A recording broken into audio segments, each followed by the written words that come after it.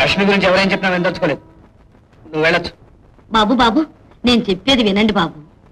మిమ్మల్ని ఆ అమ్మాయిని ఏలుకోమని చెప్పడానికి రాలేదు బాబు. మీరు చేసింది చాలా మంచి పని అని చెప్పడానికి వచ్చాను బాబు. లక్ష్మి చాలా చెడ్డది బాబు.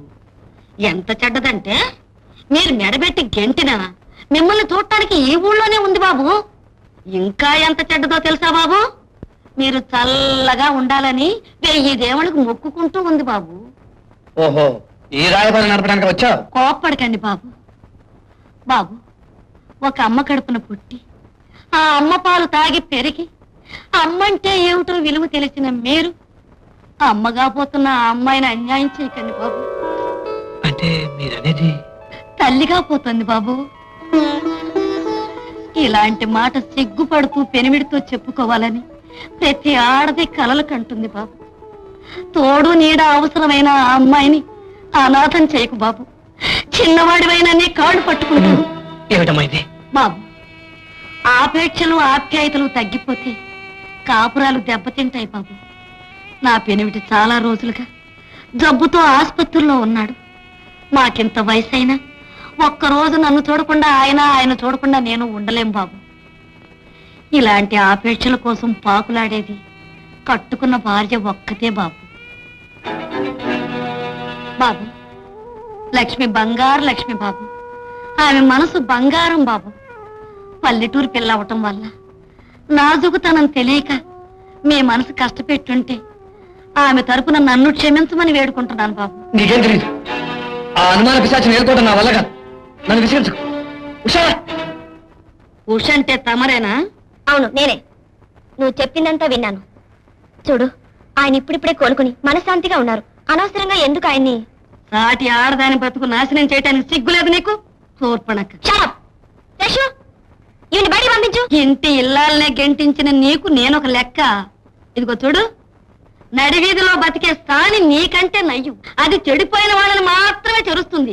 ఇలా కాపురాలు తీయదు.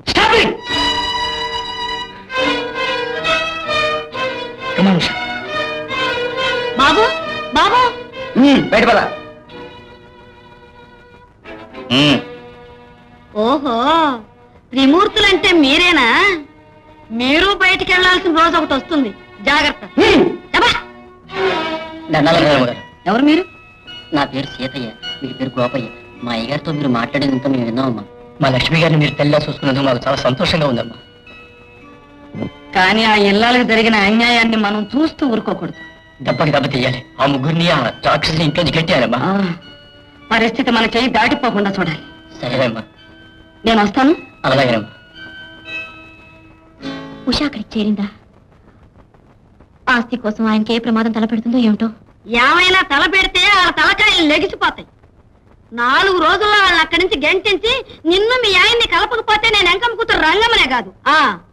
నువ్వు కంగారు పడకమ్మా, నువ్వు ధైర్యంగా ఉండు, నేనున్నాగా.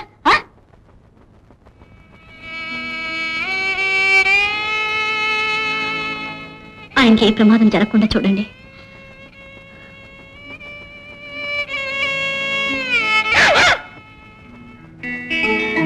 రాము, రోజీ, మన ఆడబోయే నాటకంలో మీరు మెయిన్ యాక్టర్. సైడ్ యాక్టర్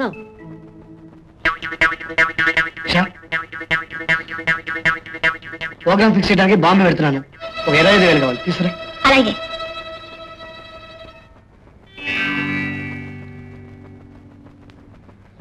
ఇదండి, దీంట్లో 25,000 ఉన్నాయి.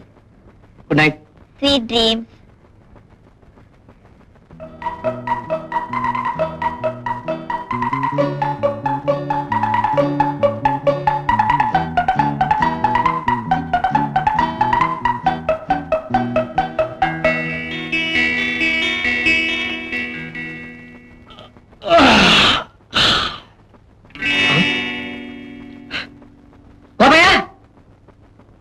ఏమైంది బాబాయ్?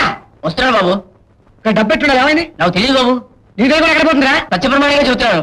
కానీ కానీ ఏంట్రా? కానీ ఏం చెప్పు. శేషుబాబు వాళ్ళు గదిలో రావడం చూశాను బాబు. అంటే వాళ్ళు తీసారా నీ ఉద్దేశం? ఏమోనండి. పిలు వాళ్ళని.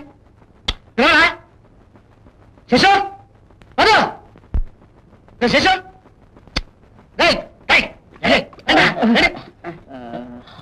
రూమ్ లో ఉన్న డబ్బెట్ ఏమైంది? డబ్బేంట్రా? ఏం తెలియనట్టు మాట్లాడకండి. డబ్బే తీశారు అంటే నీ ఉద్దేశం నేను దొంగలవనా? దొంగలని కాదు అవసరం.